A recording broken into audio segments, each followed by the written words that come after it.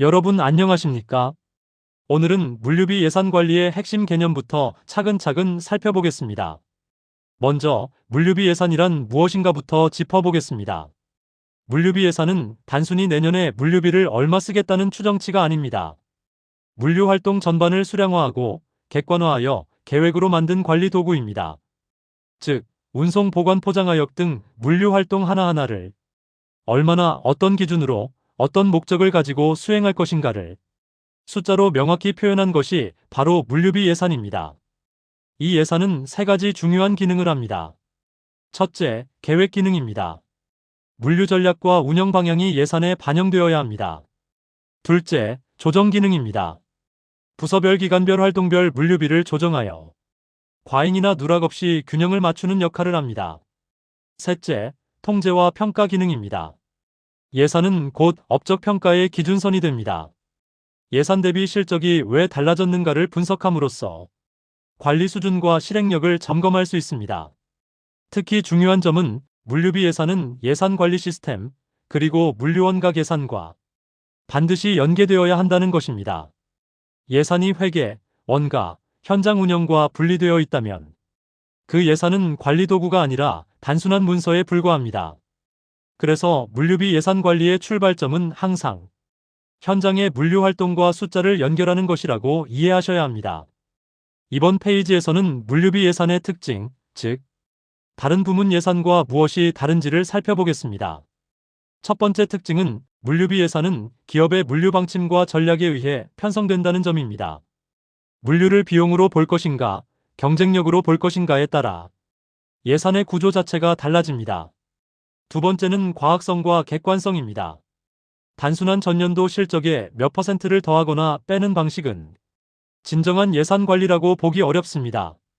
물류비 예산은 반드시 통계 자료, 표준 작업량, 표준 단가 등 객관적인 근거를 기반으로 해야 합니다. 세 번째로 중요한 개념이 바로 지로 베이스 버지팅, 즉 제로 베이스 예산입니다. 이는 작년 예산을 기준으로 하지 않는다는 뜻입니다. 현장의 관리자가 이 활동이 왜 필요한가, 얼마가 필요한가를 처음부터 다시 설명하고 설계하는 방식입니다. 이 방식의 장점은 분명합니다. 불필요한 관행 비용을 제거하고 신규 비용과 기존 비용을 동일한 기준에서 평가할 수 있습니다. 관리자 입장에서는 예산이 단순한 제한 장치가 아니라 비용 효과 분석의 핵심 도구가 되는 것이죠. 결국 물류비 예산은 예측이 아니라 관리 기준이며 관행이 아니라 의사결정 도구라는 점을 2단계에서 분명히 이해하셔야 합니다. 이번에는 물류비 예산이 실제 운영에서 어떤 관리 기능을 수행하는지 살펴보겠습니다. 먼저 예산 조정 기능입니다. 물류비는 단일 항목으로 움직이지 않습니다. 인력 예산, 시설 예산, 외주비, 운송비 등이 서로 영향을 주고받습니다. 따라서 예산 편성 단계부터 부서 단위, 기간 단위, 정책 단위에서 조정이 필수적으로 이루어져야 합니다. 예를 들어 물류 자동화를 추진한다면 단기적으로는 시설 예산이 늘어나지만 중장기적으로는 인건비와 변동비가 줄어들 수 있습니다. 이런 구조를 고려하지 않으면 예산은 현실과 괴리될 수밖에 없습니다. 다음은 통제 기능입니다. 예산 통제의 핵심은 못쓰게 막는 것이 아닙니다. 예산 범위 내에서 목표를 달성하도록 유도하는 것입니다. 이를 위해 예산과 실적을 지속적으로 비교하고 차이가 발생한 원인을 분석해야 합니다. 이 과정에서 예산은 관리자를 평가하는 도구이자 현장을 개선하는 피드백 장치가 됩니다. 즉, 물류비 예산은 사후 보고용 문서가 아니라 진행 중에 살아 움직이는 관리 시스템이어야 합니다. 이번 페이지에서는 물류비 예산이 어떻게 구성되는지 전체 체계를 살펴보겠습니다. 먼저 가장 상위 개념은 물류종합 예산입니다. 이는 기업의 모든 활동을 지원하기 위해 물류 부문에 투입되는 전체 예산을 의미합니다. 이 물류종합 예산은 크게 세 가지로 나뉩니다. 첫째, 물류요원 예산, 즉 인력 확보 예산입니다. 둘째, 물류손익 예산, 물류활동의 손실과 이익을 관리하는 예산입니다. 셋째, 물류시설 예산, 물류센터 설비 자동화 투자 예산입니다. 특히 물류손익 예산은 물류를 독립채산제로 운영하는 경우 매우 중요해집니다. 사내 물류요금, 내부 정산 구조까지 포함되기 때문입니다. 이 구조를 이해하지 못하면 물류비는 항상 통제 불가능한 비용으로 남게 됩니다. 따라서 예산을 볼 때는 항목 하나하나보다 전체 구조와 연결관계를 먼저 파악하는 것이 핵심입니다. 이번 페이지에서는 물류비 예산을 시간과 목적 기준으로 나누어 보겠습니다. 먼저 기간 예산입니다. 보통 1년 단위로 편성되는 정기 예산입니다. 연간 물동량, 계약 조건, 표준 단가를 기준으로 관리됩니다. 반면 프로젝트 예산은 자동화 도입, 센터 이전, 시스템 구축처럼 장기적이고 특정한 목적을 가진 예산입니다. 또한 물류비 예산은 발생 형태별, 영역별, 기능별, 관리 목적별로 아주 세밀하게 분류할 수 있습니다. 예를 들어 운송비, 보관비, 포장비처럼 기능별로 보거나 조달 사내 판매 반품 물류처럼 영역별로 볼 수도 있습니다. 이렇게 분류하는 이유는 단 하나입니다. 어디에서 비용이 발생하고 왜 발생하는지를 정확히 보기 위함입니다. 분류 없는 예산은 통제도 개선도 불가능합니다. 이제 본격적으로 물류비 예산을 어떻게 편성하는지 살펴보겠습니다. 물류비 예산은 전사 예산관리 제도와 반드시 연계되어야 합니다. 물류만 따로 예산을 짜는 방식은 현실성이 떨어집니다. 절차는 크게 6단계입니다. 환경조건 파악 장기 물류계획 예산 편성 지침, 예산안 작성 검토 조정 확정 시행입니다. 이 과정에서 중요한 점은 비효율적인 업무나 관행을 예산 단계에서 과감히 제거하는 것입니다. 예산은 현상을 기록하는 도구가 아니라 미래를 설계하는 도구이기 때문입니다. 단계별로 조금 더 구체적으로 보겠습니다. 1단계는 환경 분석입니다. 물류 환경, 수요 변화, 전략 방향을 분석합니다. 2단계는 장기 물류 계획 수립입니다. 시설, 인력, 운영 정책의 일관성을 확보해야 합니다. 3단계는 예산 편성 지침입니다. 해당 연도의 목표와 절감 방향이 명확히 제시됩니다. 4단계에서는 발생 형태별, 기능별, 고객별로 물류비 예산안을 작성합니다. 5단계에서 예산심의위원회가 검토 조정을 하고 6단계에서 최고 경영자의 최종 승인을 거쳐 시행됩니다. 마지막으로 중요한 단계가 바로 실시 후 평가, 즉 차이 분석입니다. 2단계가 빠지면 예산 관리는 절반만 한 것입니다. 이번 페이지는 실무적으로 가장 중요한 부분입니다. 물류비 예산은 기본적으로 표준 예상 물류량 구조로 계산됩니다. 예를 들어 포장비 예산은 포장비 표준 단가 차기 예상 물류량입니다. 운송비, 보관비, 유통 가공비도 모두 동일한 원리로 계산됩니다. 재료비는 예정 소비량 예정 단가, 노무비는 예상 작업량 곱하기 예정 임률로 계산합니다.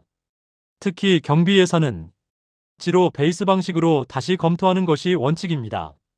이 구조를 이해하면 물류비 예산은 더 이상 어렵지 않습니다. 핵심은 표준의 정확성입니다. 여러분, 지금까지 우리는 물류비 예산을 어떻게 편성하는지까지 살펴봤습니다. 하지만 여기서 끝이 아닙니다. 예산 관리의 성패는 편성이 아니라 통제와 관리에서 결정됩니다. 이 페이지에서는 편성된 물류비 예산을 어떻게 살아있는 관리 도구로 만들 것인가를 집중적으로 살펴보겠습니다. 1. 왜 예산 통제가 중요한가? 먼저 한 가지 질문을 던져보겠습니다. 예산을 세워놓고 연말에만 실적을 비교한다면 그것을 과연 관리라고 할 수 있을까요? 답은 분명히 아닙니다. 물류비 예산 통제의 목적은 비용을 무조건 줄이는 데 있지 않습니다. 예산 범위 안에서 목표한 물류 성과를 달성하도록 유도하는 것, 이것이 핵심입니다. 그래서 예산 통제는 썼다, 안 썼다의 문제가 아니라 왜 이렇게 집행되었는가를 묻는 과정입니다. 물류비 예산 통제의 3단계 구조. 물류비 예산 통제는 크게 사전 통제, 기중 통제, 사후 통제, 이 3단계로 나뉩니다. 이 순서를 이해하지 못하면 예산 관리는 항상 사후 보고에 그치게 됩니다. 첫째, 사전 통제는 예산 단계에서 이미 통제는 시작된다. 사전 통제란 무엇일까요? 예산을 집행하기 전에 현장의 물류 종사자가 예산 편성 과정에 직접 참여하는 것입니다. 2단계의 핵심 키워드는 자율통제입니다. 예를 들어보겠습니다.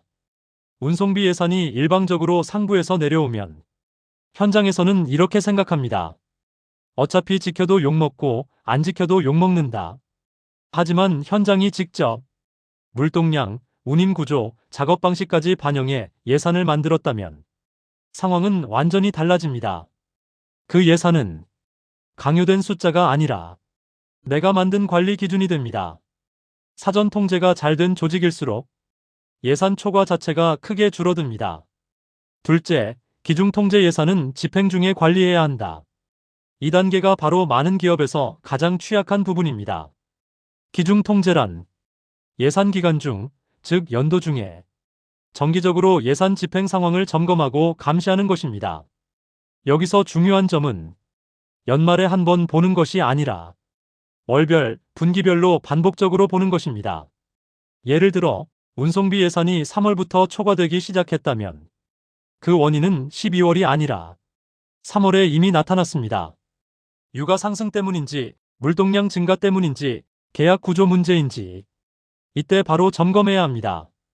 기중 통제가 제대로 작동하면 연말에 어쩔 수 없었다는 말이 사라집니다. 셋째, 사후 통제는 차이 분석이 없는 예산은 실패다. 사후 통제의 핵심은 예산과 실적의 차이 분석, 즉 베리언스 어널러서스입니다. 단순히 얼마 초과되었다가 아닙니다. 계획 대비 수량 차이인가, 단가 차이인가, 구조적 문제인가, 일시적 환경 변화인가. 이 질문에 답하지 못하면 다음해 예산은 또 같은 문제를 반복하게 됩니다. 사후 통제는 업적 평가의 도구이자 다음 예산을 개선하는 출발점입니다. 관리 방법으로 실행 예산제는 연간 예산을 쪼개서 관리하라.